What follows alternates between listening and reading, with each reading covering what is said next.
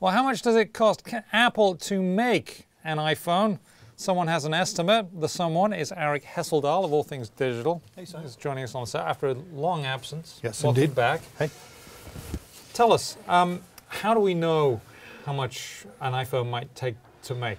Because they don't tell us. They do not tell you what their component costs are. We have different firms that take them apart. And last week I talked with a firm called IHS, previously known as iSupply, and they are known for doing their teardown analyses. And last week they got a hold of 5 different iPhone 5s and took them all apart to see what's inside, who the companies are that supply the components, and they gave us an estimate. So let's start with the big engine things, the memory chip.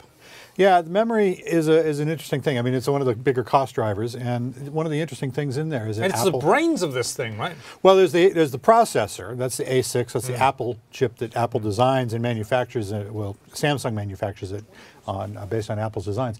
But then there's also the memory, and memory is the part that holds all the music and the data and whatnot. And so now, what's interesting about that is that, as you know, Apple and Samsung have been fighting this ongoing lawsuit, and what we've seen. We didn't miss that here. We didn't miss that at all. And so, what's interesting this time around is that Samsung has typically been a very big memory supplier. Well, in light of that lawsuit, apparently, Apple's not buying memory from the world's largest supplier of flash memory. Kind of interesting, because nobody has seen Samsung memory in any iPhones taken apart so far. The memory so far has come from SanDisk, it's come from Hynix, probably some from Toshiba out there. It's typical with memory because it's all basically a commodity part, and one piece of memory is as good as another.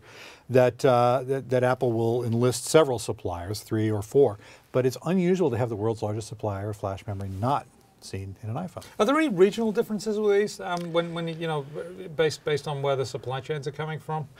That's one thing. We've also seen different memory suppliers in the phones going to different carriers. So the Sprint in the Verizon phone has, I believe it was Hynix memory, whereas the one going to AT&T had the memory from SanDisk. Now, there's something in there that is an Apple-labeled chip. Tell us about that. That is the A6. This is, historically, if you go back to the early iPhones, Apple used the primary chip, the basic microprocessor, kind of akin to the Intel chip inside a PC.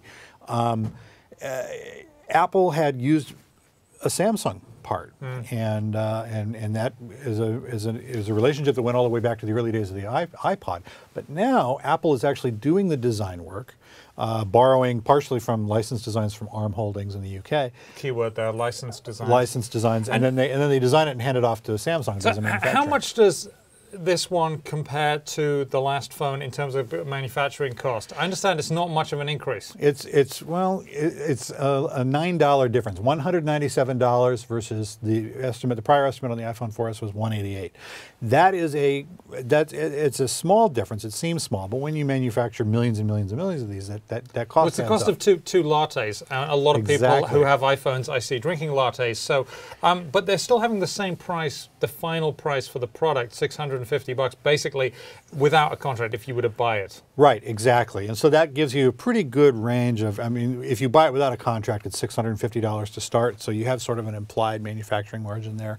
But that's one thing that Apple is really good at, is kind of leveraging the puts and the takes. Some components became cheaper over the last year, some became more expensive when you compare them. The display is more expensive, about... Oh, it's bigger. Yeah, it's bigger, and it's more advanced. And so Apple's using some new technology from Sharp that it helped invest in. It made a strategic investment in Sharp to design this new kind of display.